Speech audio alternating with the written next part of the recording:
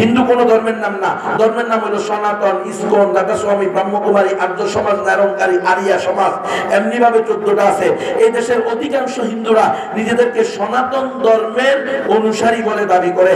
আমি বলি, ও সনাতন ধর্মের অনুসারী দাবিদারেরা, বলো সনাতন ধর্মের সবচেয়ে পুরাতন ধর্মীয় গ্রন্থের নাম কি? সেটা হলো বেদ। বেদ হলো 4টা, ঋগ্বেদ, সামবেদ, যজুর্বেদ, অথর্ববেদ। ও হিন্দুরা, ঋগ্বেদের 10 নম্বর মন্ডলের 114 নং সূক্তের 5 নং মন্ত্রে আছে, কঠ উপনিষদের 2-এর 1-এর 11 নং মন্ত্রে আছে, একং ব্রহ্ম দ্বিতীয়ং নাস্তি নেহনা নাস্তি কিঞ্চন।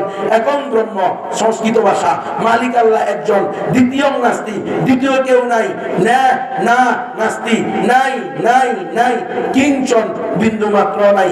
আরবি করে দেখো, লা ইলাহা ইল্লাল্লাহ, এক আল্লাহ ছাড়া দ্বিতীয় কোনো মাবুদ নাই।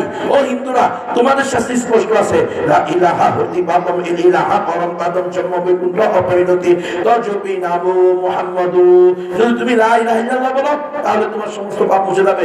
ইল ইলাহা পরম পাদম, প্রকৃত আশ্রয় হলো এক ইলাহের আশ্রয়, জন্ম বৈকুণ্ঠ অপরিণতি।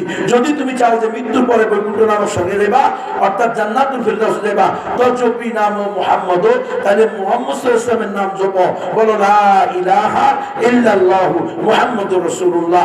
ও হিন্দুরা, তোমাদের অথর্ববেদে স্পষ্ট আছে, হতারবিন্দ হতারবিন্দ মহাশারিন্দ ভৌ আল্লাহ রাসূল জ্যেষ্ঠম শ্রেষ্ঠম পরমং পূর্ণম ব্রহ্মণম আল্লাহ আল্লাহ আল্লাহ রাসূল মুহাম্মদ রকিন বারশ আল্লাহ আল্লাহ। সকল ইন্দ্রের মহাইন্দ্র এক আল্লাহ, এবং মুহাম্মদ সাল্লাল্লাহু আলাইহি ওয়াসাল্লাম হলেন পরম বরণীয় এবং অনুসরণীয়।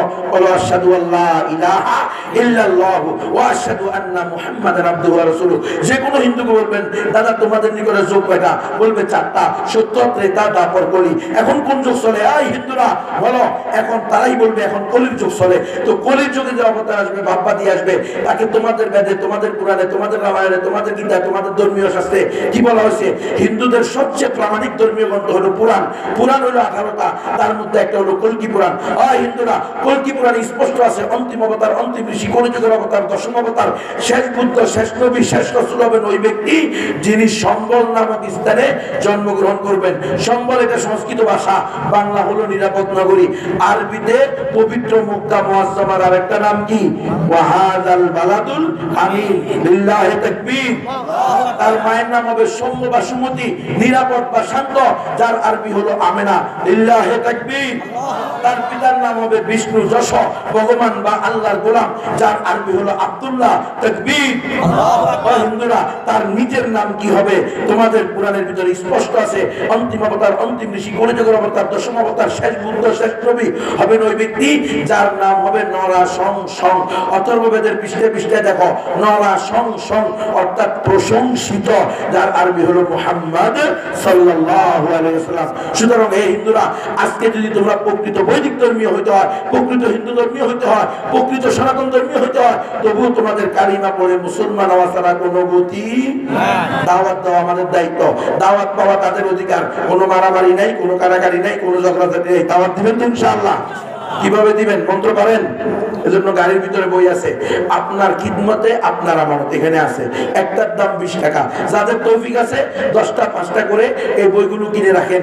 পরিচিত হিন্দু আছে না, হিন্দু দোকানদার আছে না, মসজিদ, জামার, কামার আছে না? নাই আছে, পাশাপাশি থাকে, এদেরকে কিছু কথা বলে এই বইটা দিয়ে দিবেন।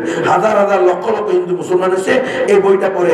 এরপরে ইসলাম ও গণতন্ত্র দুইটা আলাদা জিনিস, দুইটার সাথে নিসবত হলো নিসবতে তাবায়ুন, বিপরীতমুখী সম্পূর্ণ দুইটা বস্তু, একটার সাথে একটা কোনোভাবেই মিলতে পারে না।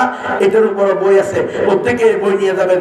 আল্লাহ তাআলা আমাদের সকলকে পরিপূর্ণ প্র্যাকটিসিং মুসলমান হওয়ার সাথে সাথে অমুসলিমদেরকেও ইসলামের দাওয়াত দেওয়ার তৌফিক দান করেন। আমিন। ওয়া আখিরু দাওয়ানা আলহামদুলিল্লাহি রাব্বিল আলামিন।